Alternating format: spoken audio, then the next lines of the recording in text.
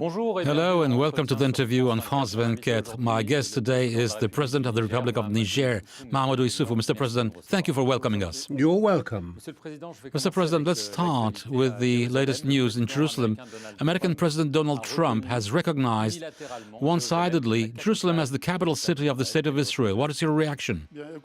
Well, as you know, Niger is a member of the United Nations. We are a member of the African Union. We're also a member of the Islamic Cooperation Movement.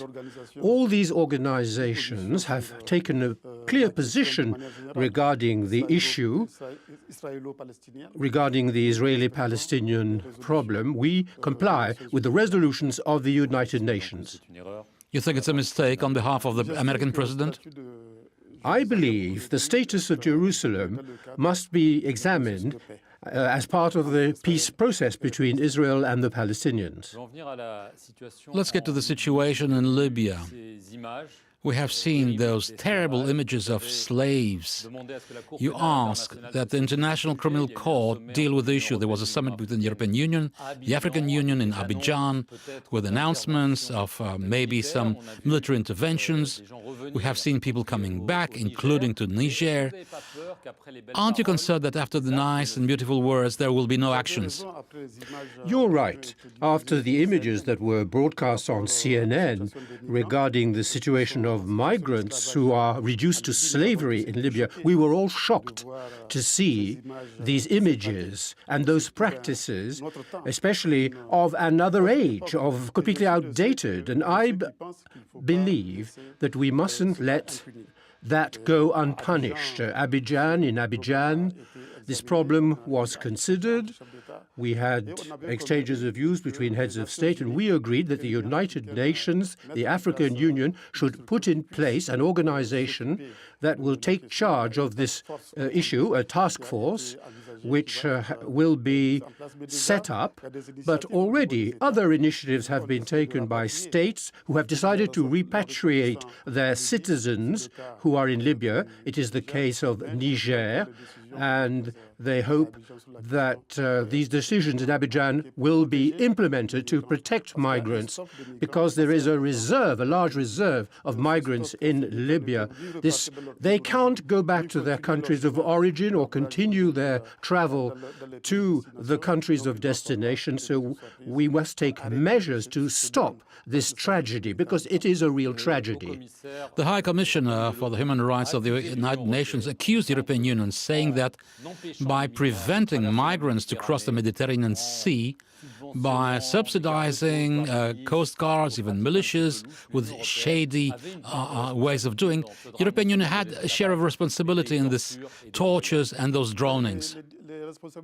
The responsibilities are varied. You can also say that the countries of origin have their share of responsibility, in the same way as the countries of destination have their share of responsibility. What is necessary is to think about solutions, joint solutions in the countries of origin or the countries of transit. Niger isn't a country of origin. We must agree.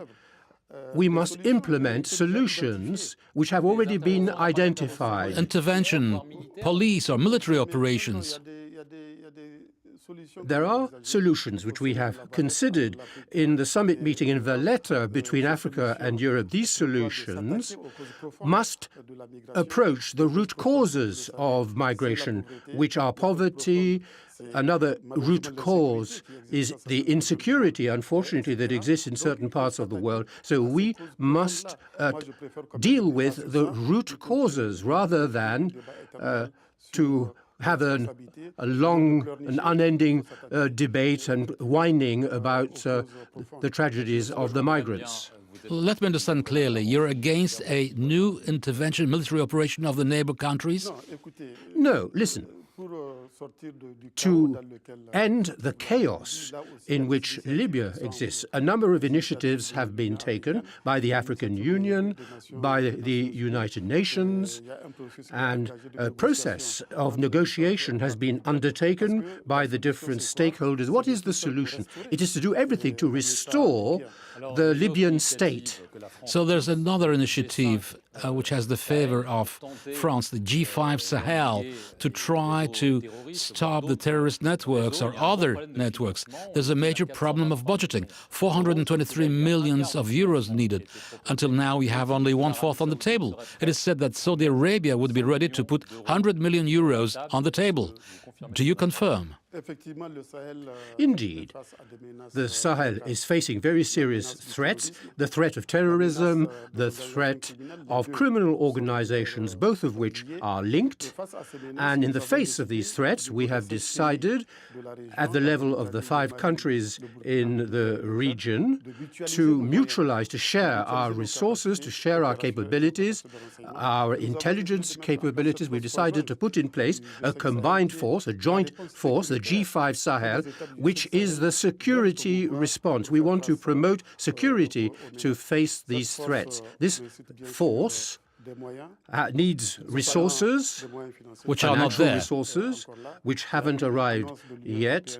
The EU has announced 404 million euros, the US 60 million, and very soon the G5 Sahel on the 13th of December will be meeting, and at that meeting Saudi Arabia may announce a contribution. You're expecting it? We're waiting, and we're hoping that Saudi Arabia will contribute and that this will allow us to make another step towards meeting the needs. Will this force be operational as of the first quarter 2018, or is it unrealistic? The force is already operational. It's already operational. In the center of the threat, at the heart of the threat, there is the border between Mali, Niger, and Burkina. There is what we call the Central Time Zone.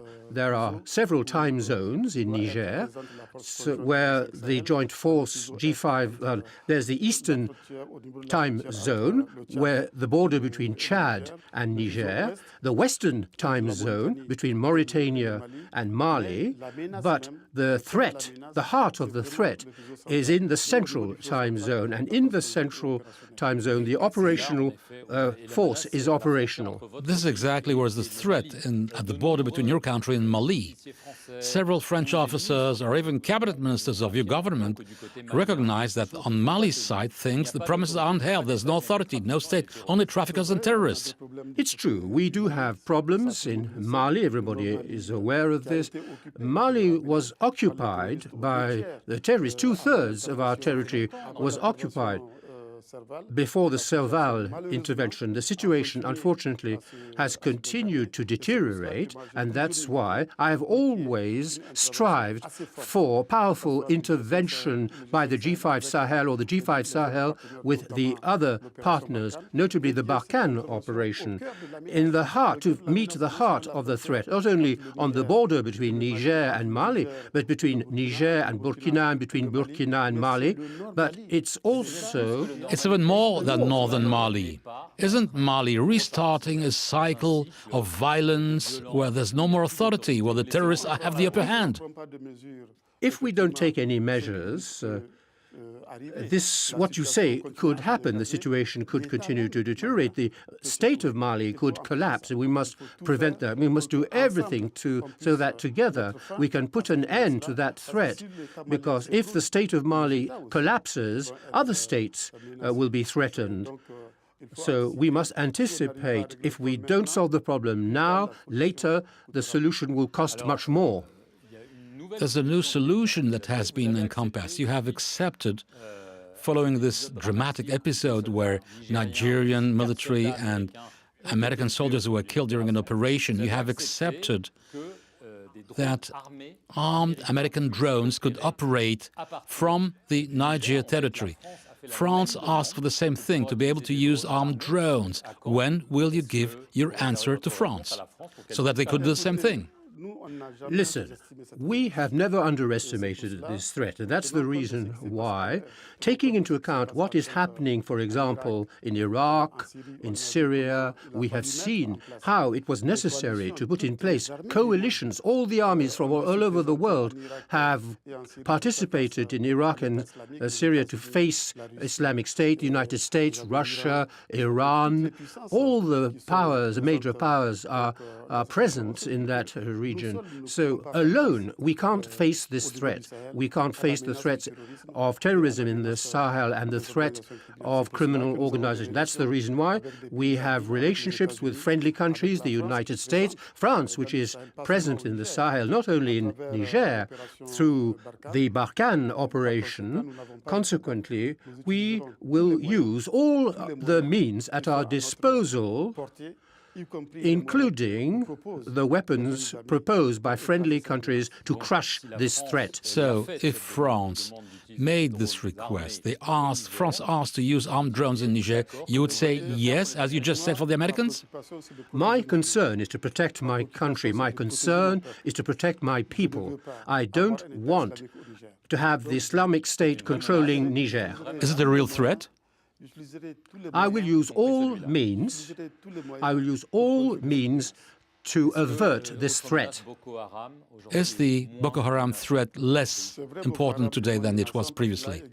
It's true Boko Haram is a bit less threatening. 4 countries have cooperated. It's we working. have put in place a combined multinational force with contingents from the 4 countries. This force has been financed by the 4 countries, but mainly by Nigeria. Very little financing from the international community regarding the multinational combined force. Is Boko Haram on the verge of being defeated? Boko Haram has been weakened. It can still cause some nuisance, but the international force have done an excellent job. Thank you, Mr. President, for having answered all the questions. Thank you for having watched this interview on France 24. Please stay tuned.